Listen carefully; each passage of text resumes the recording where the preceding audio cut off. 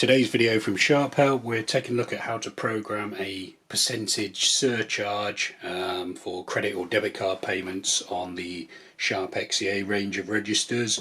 In this video I'm using the XE-A303 model, but the process will be the same on the 203, 213, 206, 20S, 406 and plenty of other Sharp registers, which I'll detail in the description. Essentially, if your display looks like this one, then you'll be able to follow what I do here. So someone's emailed me asking for this service, so how to program a percentage surcharge for a credit card payment.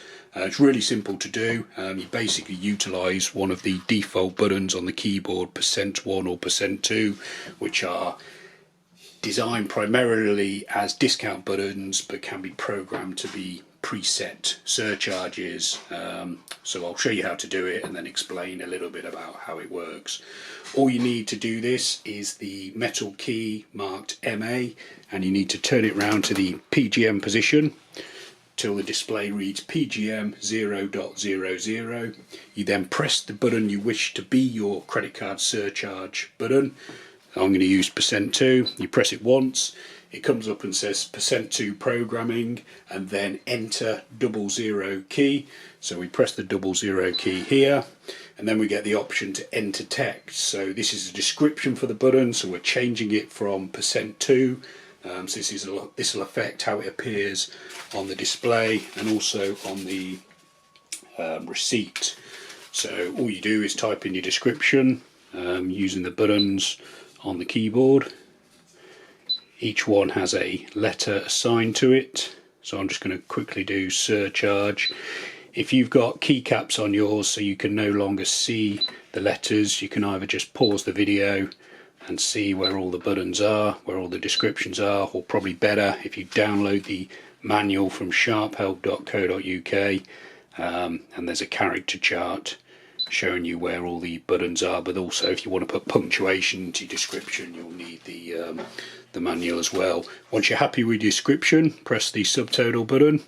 Then we get to put in our rate. So the email message I've got from one of our subscribers is for 3%, so I'll put in 3, subtotal to save, and then crucially these two buttons, %1 and %2, are default to discount, so they have the minus symbol.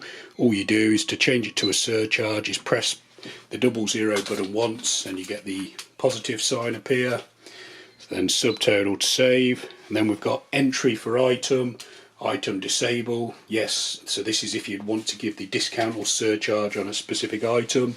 In this scenario we don't, so we just press subtotal to save, and then we've got entry for subtotal enable, which is what we'd want because it's a payment surcharge rather than a surcharge on a specific product. Had we wanted to change either of those, again it's the 00 key, and that'll toggle between enable and disable. When you're happy with your setting, you press subtotal, and then the last programming is the high amount lockout. So HALO stands for high amount lockout.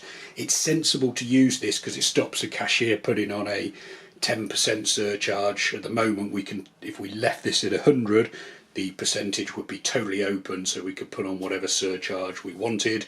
You may want that feature, and in which case leave it at 100.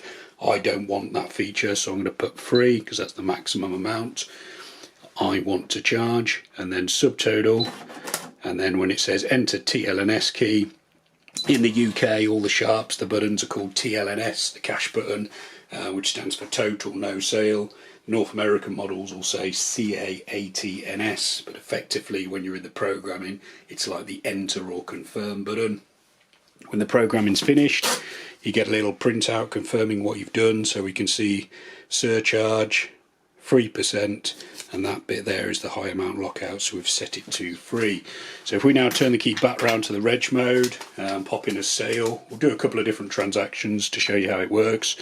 So I've got £1 into department 2, subtotal, press my %2 button, it adds on the 3%, and then I can press my card button for the sale to be rung off.